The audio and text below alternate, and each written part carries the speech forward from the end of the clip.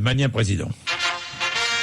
RMC Bourdin Direct, Magnien président. Charles Magnien, nous commençons avec les dernières nouvelles de la primaire de la droite et du centre. Ou plutôt les nouvelles de la cour d'école. Jean-Jacques, hier matin, on parlait du tacle appuyé d'Alain Juppé au sujet des affaires judiciaires de Nicolas Sarkozy. Vous savez, en matière judiciaire, il vaut mieux avoir un passé qu'un avenir. Eh bien, Alain Juppé a surtout remis une pièce dans la machine à petites phrases, d'abord avec Rachida Dati, qui soutient Nicolas Sarkozy. C'est sûr qu'avec le passé, il y a une certitude, il a été condamné. Avec l'avenir, il y a toujours un espoir.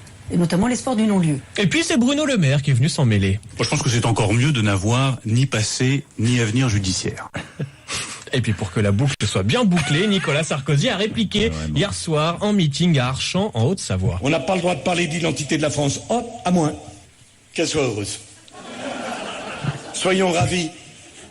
Il y en a toujours un dans la crèche. Voilà, Nicolas Sarkozy qui retrouvera demain soir donc le ravi de la crèche pour le premier débat de la primaire. Ça Emmanuel Macron en meeting hier soir au Mans, que faut-il en retenir? Rien. Toujours pas candidat, toujours pas en campagne. Mais quand même, on l'attendait, quelques idées, des positions, des prises de position. Et bien au bout de 5 minutes, tous nos espoirs ont été douchés.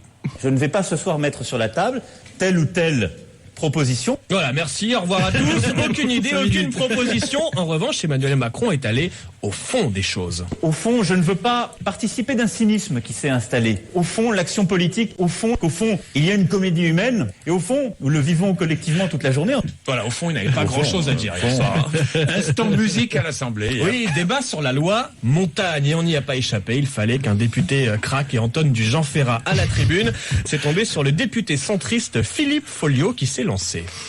Pourtant que la montagne est belle, comment peut-on s'imaginer, en voyant un vol d'hirondelles, que l'automne vient d'arriver. Un hémicycle évidemment ravi, belle performance, l'occasion ce matin de jouer à nos politiques en chanson. Allez, je vous teste les amis, allez-vous réussir à reconnaître le politique qui chante?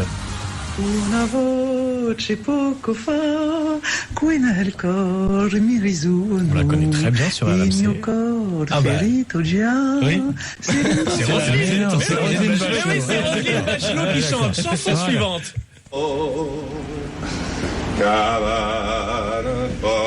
Et oui, c'est Jean-Michel Bachelot. Pas mal, un partout. Chanson suivante. Encore des mots, toujours On en parlait. Marine Le Pen. Bien. 2-1 pour Jean-Jacques. Chanson suivante.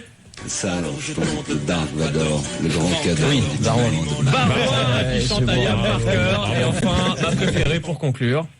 Ce soir au bar de la Garrigore à Noir et n'arrête guère de boire car sa dirige la campagne de Sarkozy. vient de le Darmanin quitter, sa Cathy Non. Mais oui. Non, mais c'est pas. Vous y penserez à le faire chanter. On y pense. Merci.